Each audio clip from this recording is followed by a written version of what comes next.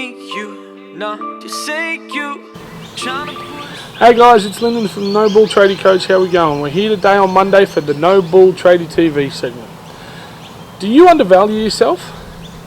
Do you let customers tell you your price? These are common things that happen in our industries, all our industries, because customers think they know the best. They think when you give them an hourly rate, that's all it is, an hourly rate. What they don't understand is that we've gone through 4 years of training often. We've then done, to get the hourly rate we ask for, normally about 5 years of actual work to know our industry, to know what we've got to do, and that's when we give them the hourly rate, and that's what the hourly rate stands for. They don't really understand, and you can't let them tell you what your hourly rate is. Because in businesses, especially trade businesses, I mean, think about it, we've got public liability damage, we've got insurances on all our cars, insurances on all our machinery, equipment. I mean, shit, half the time, like if you're a mechanic, you've got around $20,000 worth of tools. But the customers don't understand this. All the customers understand is that you've told them that it's going to be $80 an hour to look at my car, even though you only fixed one thing. So that's where you have to get out of the mindset of the customer's always right, or you should listen to your customer. You should listen to the customer about what they want to do, how they want to do it, the way they want to head. But when you get to price, you listen to what the paper says, you listen as in what you write down, you listen to what you figured out, and you give a fair, reasonable price, and then you stick to it. The only reason why you should ever lower your price is if you think you've put too much on it, and you're like, oh, well, that's probably not fair, I could probably do it a little bit less. But that's not normally the case, guys. We've got to get out of this idea of that we're undervalued as tradies. We are very, very valuable products, and yeah, that could do. And that's what I've been saying this whole time I've been on film. So since March, when I started doing live, started doing No Bull Tradie TV only like a week ago, I'm trying to get through to every tradie out there is that you are what makes this country go round. We make shit go round. It's that simple, guys. So get out of this notion that other people can tell you what your price is. And don't get me wrong, there will be competitors that are lower than you, but they're not the customers you want. The customers you want are the ones who understand your value, understand how good you are at what you do. Not that think, oh, I'll make and get it for $40. There's a difference between an Apple product and a Hawaii product, and that's what you've got to sell. And that's what you've got to teach them. You've got to show them that how good you are.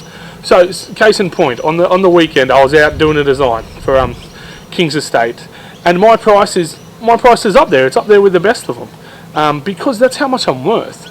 I mean, yeah, normally I have a 1 hour consultation with them, but as soon as I get a client, I want to give them everything I've got. They've accepted my price, they've accepted my capabilities, they've accepted my experience. Now they want me to do a design. I will sit on site with them for as long as it takes. On the weekend it took an hour and a half. I normally budget only an hour. But I'm okay with that because they've accepted my price and haven't looked down on me. Now that also is 18 months away from actually being built. But my design price is still marketed so I can get the build later. Like I said to lots of people always wonder why you should go out and give a quote for free, or oh, it takes time to go there, or I don't want to give them options because it'll take too much time. And the thing I always say is, yeah, but like, so my designs are $1,000. I'm happy to give $1,000 design, which is probably under the market for the designs I do, to win a $20,000, $30,000, $40,000, $50,000 job. And you should be okay with that as well. I mean, the fact that I had to quote, like, to begin with, my first consultations, which probably took half an hour, were completely free, like they didn't have to go with me. But that's okay, guys, because you could get the payoff. Having to go to quote to someone only gives you the ability to sell them into loving you and loving your product and loving what you do. So never, ever, ever put yourself down, lower your price because a customer tells you to. Customers are not always right. But the thing with that is, it's funny, the customer may say, oh mate, that's a bit steep. Agree. Straight away, just agree with them. Go, yeah, look, it may seem a bit expensive, I can see how you think that, but with the quality I give and with the added bonus of me doing this, this and this, you'll be happy with the price. You'll understand why it costs that much. I've won a few jobs that way, just by going, yeah, no, I agree, the price is a bit high, but I have to do it this way because you may have rock under here, or, well, not really rock, but do you get what I mean? Like, you talk that way, you say, yes, I agree. Yes, I agree, but then you explain why it is where it is. Don't just agree with them and then drop your price, because that just shows that you were trying to get them a little more to begin with. And if you are a tradie out there and you have dropped your price, you know that it always goes wrong once you do that. For some reason, your mentality just changes, things don't go right, and it becomes a problem. So make sure you just don't drop your price. Now, with customers and clients, when you're getting them and you're talking to them on quote or on site, and you do feel like they're a little bit narky at you, a little bit standoffish, just try and kind of figure out why. Obviously, you've got to find out if they've been burnt before.